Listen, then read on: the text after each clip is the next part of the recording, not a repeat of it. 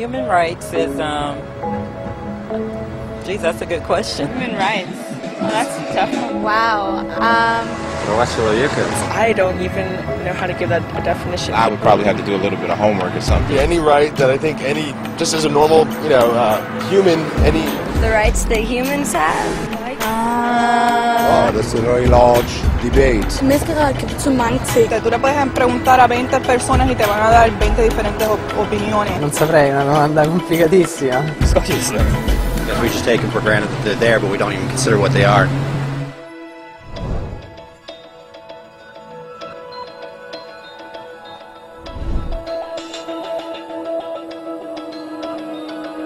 Human rights are the rights you have simply because you're human.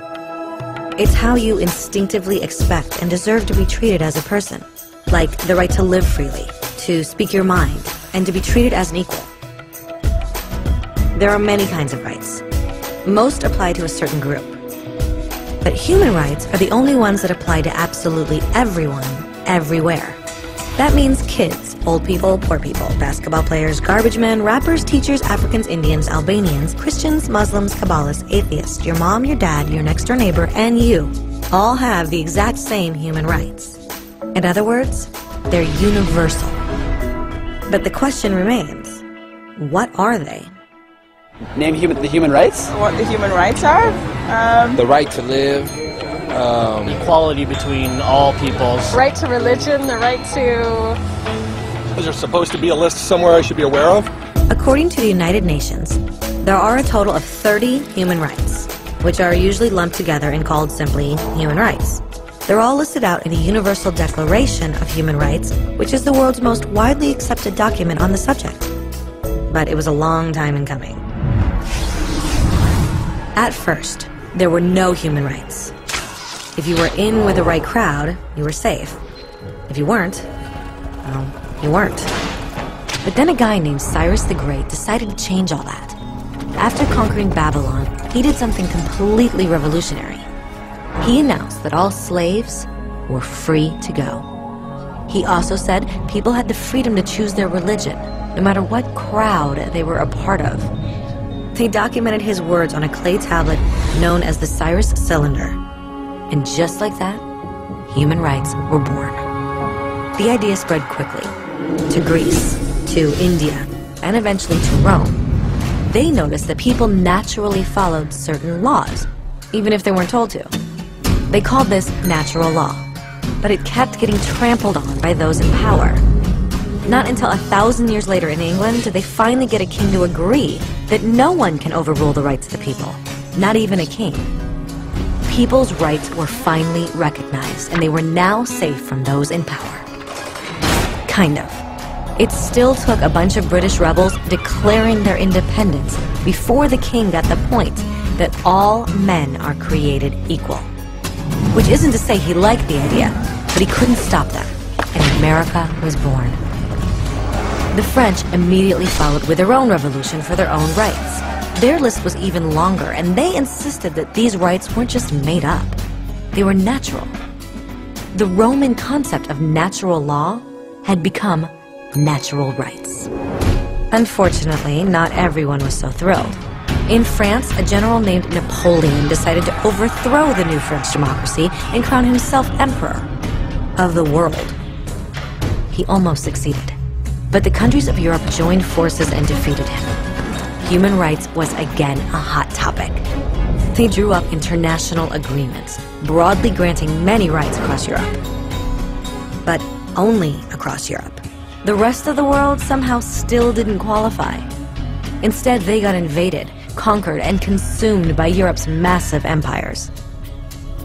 But then a young lawyer from India decided enough was enough. His name was Mahatma Gandhi, and in the face of violence, he insisted that all people of Earth had rights, not just in Europe. Eventually, even Europeans started to agree. But it wasn't going to be that easy. 2 world wars erupted. Hitler exterminated half the Jewish population of Earth in horrifying Nazi death camps. And all told, 90 million people died. Never had human rights been so terrifyingly close to extinction. and never had the world been more desperate for change. So the countries of Earth banded together and formed the United Nations. Their basic purpose was to reaffirm faith in fundamental human rights, in the dignity and worth of the human person. But what were human rights? Were they the proclamations of Cyrus, the natural laws of Rome, the declarations of France? Everyone seemed to have a slightly different idea of what human rights should be. But under the supervision of Eleanor Roosevelt, they finally agreed on a set of rights that applied to absolutely everyone. The Universal Declaration of Human Rights. The French concept of natural rights had finally become human rights. So, in summary, at first, only a few lucky people had any rights, until one of those guys decided, hey, other people should have some rights too, which was great, except not everyone agreed. And it only took a few thousand years of fighting and declarations and more fighting until everyone finally agreed that human rights should apply to everyone. And they all lived happily ever after. Except for one little problem. If people have the right to food and shelter, why are 16,000 children dying of starvation every day? 1 every 5 seconds. If people have freedom of speech, why are thousands in prison for speaking their minds? If people have the right to education, why are over 1 billion adults unable to read? If slavery has truly been abolished, why are 27 million people still enslaved today? More than twice as many as in 1800. The fact is, when it was signed, the Universal Declaration of Human Rights did not have the force of law. It was optional. And despite many more documents, conventions, treaties, and laws, it's still little more than words on a page. So the question is, who will make those words a reality? I have a dream today. When Dr. King marched for racial equality, he was marching for rights that had been guaranteed by the United Nations for almost 2 decades. But still, he marched. When Nelson Mandela stood up for social justice in the 1990s, his country had already agreed to abolish such discrimination for almost 40 years. But still, he fought. Those who fight today against torture, poverty, and discrimination are not giants or superheroes. They're people.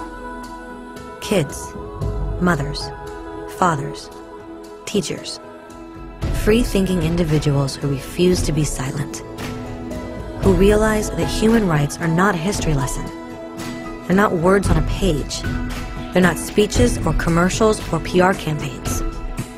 They are the choices we make every day as human beings. They are the responsibility we all share to respect each other, to help each other, and to protect those in need. As Eleanor Roosevelt said, where, after all, do universal human rights begin? In small places close to home. So close and so small that they cannot be seen on any maps of the world. Yet they are the world of the individual person, the neighborhood he lives in, the school or college he attends, the factory, farm, or office where he works. Such are the places where every man, woman, and child seeks equal justice, equal opportunity, equal dignity without discrimination. Unless these rights have meaning there, they have little meaning anywhere.